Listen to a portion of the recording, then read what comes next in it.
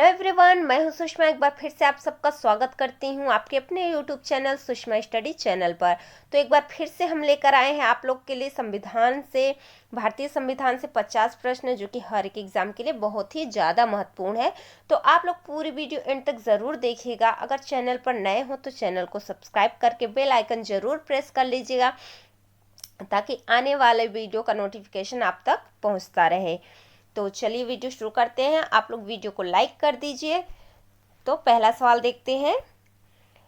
संविधान में लोकसभा की अधिकतम सदस्य संख्या कितनी निर्धारित है? तो इसका राइट आंसर हो जाएगा ऑप्शन डी 552।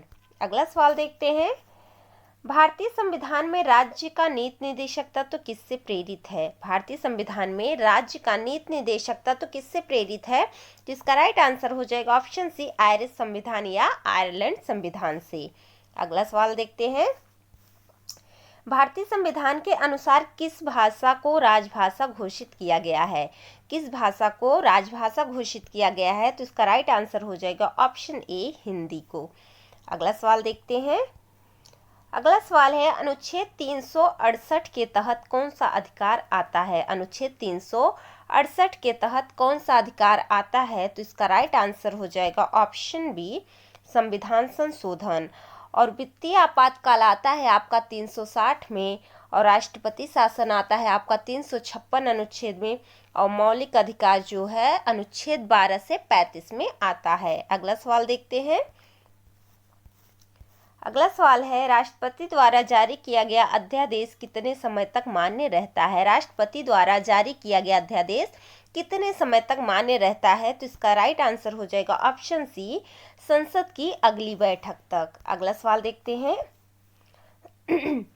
किस संशोधन के द्वारा वोट देने का अधिकार 21 से घटाकर 18 कर दिया गया?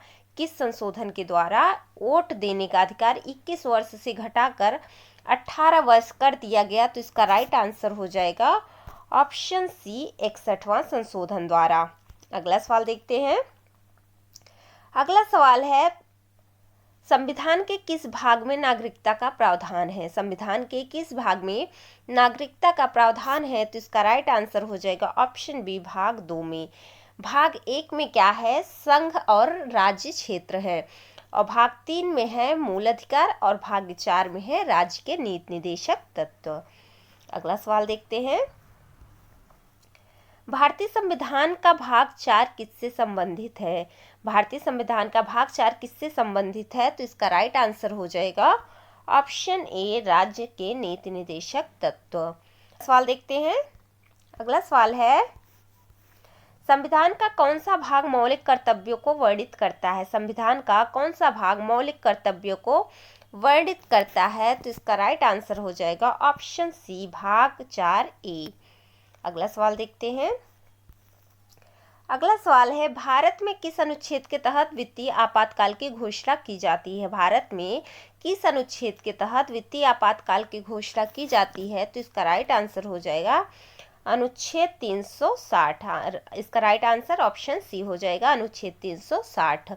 और 352 में क्या है? राष्ट्रपति आपातकाल की घोषणा कर सकता है, और 356 में है राष्ट्रपति शासन, और 368 में है संविधान संशोधन। अगला सवाल है, न्याय, स्वतंत्रता, समानता और बंधुत्व का विचार संविधान में कहाँ से लिया गया है? तो इसका राइट आंसर हो जाएगा ऑप्शन ए प्रस्तावना से। अगला सवाल देखते हैं। भारतीय संविधान की किस अनुसूची में संघ, राज्य और समवर्ती सूची दी गई है? संविधान के किस अनुसूची में संघ, राज्य और समवर्ती सूची दी गई है? तो इसका राइट आंसर हो जाएगा ऑप्शन सी 7वीं अनुसूची में।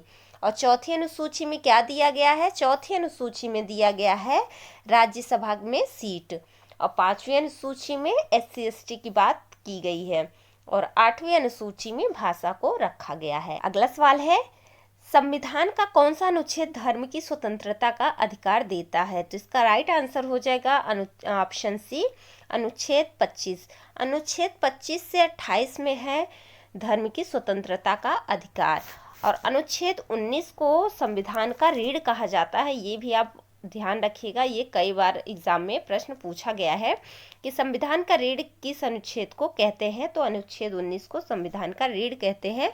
क्यों कहते हैं? क्योंकि इसमें हमें अभिव्यक्ति की स्वतंत्रता, मौन रहने की स्वतंत्रता, पुतला जलाने की, मीडिया, प्रेस, इस सब की सारी स्वतंत्रता दी गई है। सभा करने की, संगठन करने का, इस सब का अधिकार हमें इसमें दिया गया अनुच्छेद 19 में, इसलिए हम इसे संविधान का रीढ़ कहते हैं। और अनुच्छेद 21 में दिया गया है प्राण और दैहिक स्वतंत्रता। और अनुच्छेद 32 भी बहुत ही ज़्यादा महत्वपूर्ण है, क्योंकि अनुच्छेद 32 को हम संविधान का आत्मा कहते हैं। अनुच्छेद 19 को संविधान का रीढ़ कहते हैं और अनुच्छेद 32 को संविधान की आत्मा कहते हैं। तो ये भी आप जरूर याद रखिएगा। अनुच्छेद 32 में है संवैधानिक उपचार का अधिकार। अगला सवाल देखते हैं। अगला सवाल है, भाषा आयोग का गठन किस अनुच्छेद के तहत किया गया? भाषा आयोग का गठन किस अनुच्छेद के तहत किया गया? तो इसका राइट आंसर हो जाएगा ऑप्शन डी, अनुच्छेद 351 के तहत। अगला सवाल देखते हैं। भारतीय संविधान में संघीय ढांचे की शक्ति का वितरण किस प्रकार किया गया है? तो इसका राइट आंसर हो जाएगा ऑप्शन ए, 3 सूचियों में किया गया है। अगला सवाल देखते हैं। लोकसभा में वित्त विधेयक प्रस्तुत करने का अधिकार किसे है? लोकसभा में वित्त विधेयक प्रस्तुत करने का अधिकार किसे दिया गया है? तो इसका राइट आंसर हो जाएगा ऑप्शन सी, वित्त मंत्री को। अगला सवाल देखते हैं। अगला सवाल है, संसद में संयुक्त सत्र की अध्यक्षता कौन करता है? संसद में संयुक्त सत्र की अध्यक्षता कौन करता है? तो इसका राइट आंसर हो जाएगा ऑप्शन सी, लोकसभा अध्यक्ष। अगला सवाल देखते हैं। अगला सवाल है, संविधान में संसद को वित्तीय वर्ष की अवधि कब से कब तक दी गई है? तो इसका राइट आंसर हो जाएगा ऑप्शन बी, अप्रैल से मार्च। अगला सवाल देखते हैं। अगला सवाल है, कौन सा अनुच्छेद राइट टू प्रॉपर्टी को कानूनी अधिकार बनाता है? कौन सा अनुच्छेद राइट टू प्रॉपर्टी यानी कि संपत्ति के अधिकार को कानूनी अधिकार बनाता है? तो इसका राइट आंसर हो जाएगा ऑप्शन बी, अनुच्छेद 300 ए। अगला सवाल देखते हैं।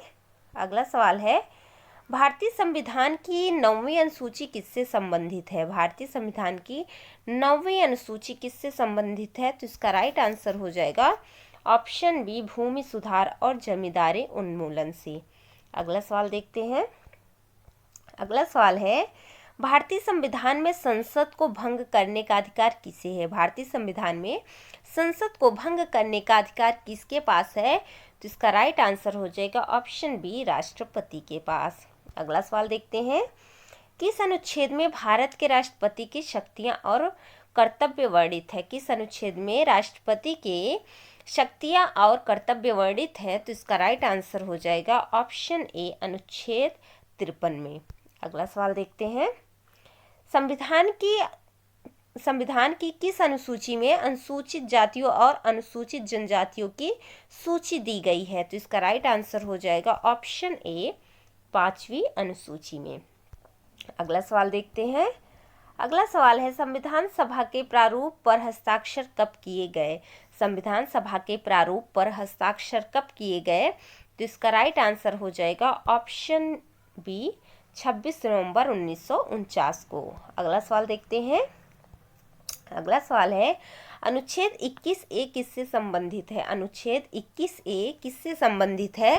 तो इसका राइट आंसर हो जाएगा ऑप्शन ए, शिक्षा का अधिकार से। उम्मीद करते हैं कि अभी तक आपने वीडियो को लाइक कर दिया होगा। अगला सवाल देखते हैं।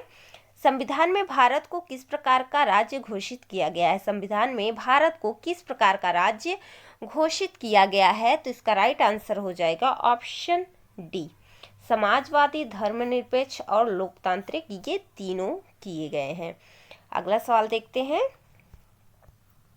अगला सवाल है, कौन सा अनुच्छेद मुफ्त और अनिवार्य शिक्षा का प्रावधान करता है? कौन सा अनुच्छेद मुफ्त और अनिवार्य शिक्षा का प्रावधान करता है? तो इसका राइट आंसर हो जाएगा ऑप्शन सी, अनुच्छेद 45। अगला सवाल देखते हैं। अगला सवाल है, भारत का राष्ट्रीय विकास परिषद एनडीसी कब स्थापित की गई? राष्ट्रीय विकास परिषद यानी कि एनडीसी की स्थापना कब हुई? तो इसका राइट आंसर हो जाएगा ऑप्शन सी, 1952 में। अगला सवाल देखते हैं। अगला सवाल है, संविधान के अनुसार राज्यपाल को नियुक्त कौन करता है? राज्यपाल को कौन नियुक्त करता है? तो इसका राइट आंसर हो जाएगा ऑप्शन बी, राष्ट्रपति। अगला सवाल देखते हैं। भारत में संसदीय प्रणाली का आधार क्या है? भारत में संसदीय प्रणाली का आधार क्या है? तो इसका राइट आंसर हो जाएगा ऑप्शन डी, मंत्रिपरिषद की सामूहिक जिम्मेदारी। अगला सवाल देखते हैं। न्यायपालिका की स्वतंत्रता का उल्लेख संविधान के किस भाग में है? न्यायपालिका की स्वतंत्रता का उल्लेख संविधान के किस भाग में है? तो इसका राइट आंसर हो जाएगा ऑप्शन बी, भाग 5 में। अगला सवाल देखते हैं। भारत में पहला आम चुनाव कब हुआ था? भारत में पहला आम चुनाव कब हुआ था? तो इसका राइट आंसर हो जाएगा ऑप्शन सी, 1951 से 1952 में। अगला सवाल देखते हैं।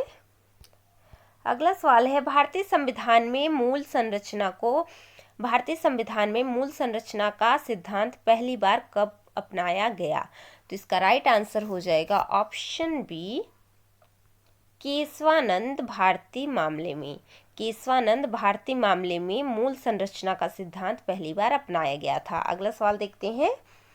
संविधान में संघीय ढांचे का पालन करने के लिए कौन सी प्रणाली अपनाई गई? संविधान में संघीय ढांचे का पालन करने के लिए कौन सी प्रणाली अपनाई गई? तो इसका राइट आंसर हो जाएगा ऑप्शन डी, उपरोक्त सभी, यानी कि शक्तियों का विभाजन, स्वतंत्र न्यायपालिका और समवर्ती सूची, इन तीनों को अपनाया गया था। अगला सवाल देखते हैं।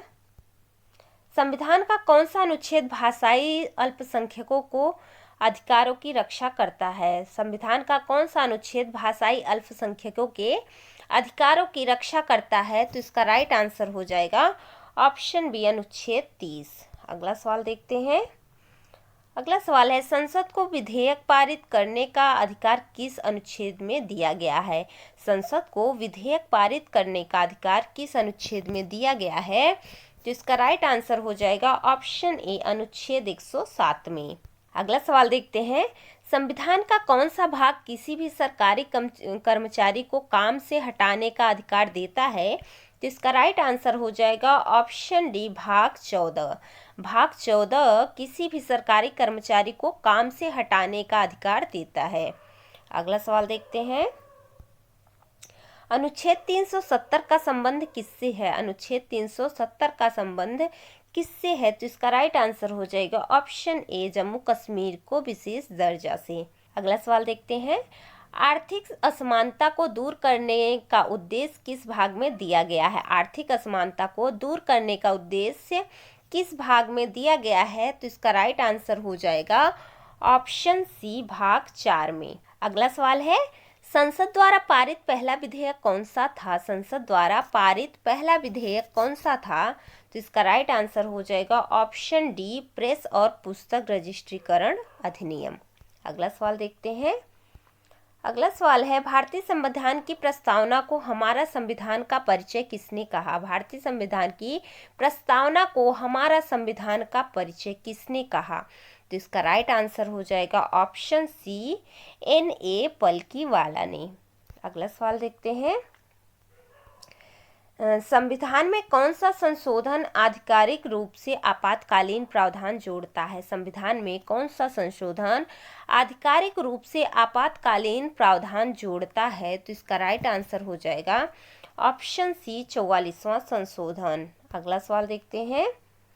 अगला सवाल है, संविधान का कौन सा अनुच्छेद राष्ट्रीय ध्वज और प्रतीकों का उल्लेख करता है? कौन सा अनुच्छेद राष्ट्रीय ध्वज और प्रतीकों का उल्लेख करता है? तो इसका राइट आंसर हो जाएगा ऑप्शन बी, अनुच्छेद 51A। अगला सवाल देखते हैं। भारतीय संविधान की प्रस्तावना में लोकतंत्र का अर्थ क्या है? भारतीय संविधान की प्रस्तावना में लोकतंत्र का अर्थ क्या है? तो इसका राइट आंसर हो जाएगा ऑप्शन बी, जनता का शासन। अगला सवाल है, कौन सा अनुच्छेद सामाजिक और शैक्षणिक पिछड़े वर्गों के लिए विशेष प्रावधान करता है? तो इसका राइट आंसर हो जाएगा ऑप्शन ए, अनुच्छेद 15(4). अगला सवाल देखते हैं। संवैधानिक उपचार का अधिकार किसकी सुरक्षा करता है? संवैधानिक उपचार का अधिकार किसकी सुरक्षा करता है? तो इसका राइट आंसर हो जाएगा ऑप्शन ए, मौलिक अधिकार का। अगला सवाल देखते हैं, भारतीय संविधान के अनुच्छेद 17 का मुख्य उद्देश्य क्या है? भारतीय संविधान के अनुच्छेद 17 का मुख्य उद्देश्य क्या है? तो इसका राइट आंसर हो जाएगा ऑप्शन बी, अस्पृश्यता का अंत। अनुच्छेद 17 में अस्पृश्यता का अंत दिया गया है। अगला सवाल देखते हैं, संसद को वित्त विधेयक पास करने का अधिकार किस अनुच्छेद में है? संसद को वित्त विधेयक पास करने का अधिकार किस अनुच्छेद में दिया गया है? तो इसका राइट आंसर हो जाएगा ऑप्शन ए, अनुच्छेद 110 में। अगला सवाल देखते हैं, अगला सवाल है, संविधान का कौन सा भाग पंचायती राज व्यवस्था को प्रस्तुत करता है? संविधान का कौन सा भाग पंचायती राज व्यवस्था को प्रस्तुत करता है? तो इसका राइट आंसर हो जाएगा ऑप्शन ए, भाग 9। अगला सवाल देखते हैं, अगला सवाल है, भारतीय संविधान का गठन करने में कितने दिन लगे? भारतीय संविधान का गठन करने में कितने दिन लगे? तो इसका राइट आंसर हो जाएगा ऑप्शन सी, 2 साल 11 माह 18 दिन। हमारा संविधान बनने में 2 साल 11 माह 18 दिन लगे। तो ये हमारे भारतीय संविधान के 50 प्रश्न कंप्लीट हो गए। अगर वीडियो पसंद आए तो प्लीज़ वीडियो को जल्दी से लाइक कर दीजिए। चैनल पर नए हो तो चैनल को सब्सक्राइब करके बेल आइकन जरूर प्रेस कर लीजिए। मिलते हैं नेक्स्ट वीडियो में, तब तक के लिए tata bye bye and take care.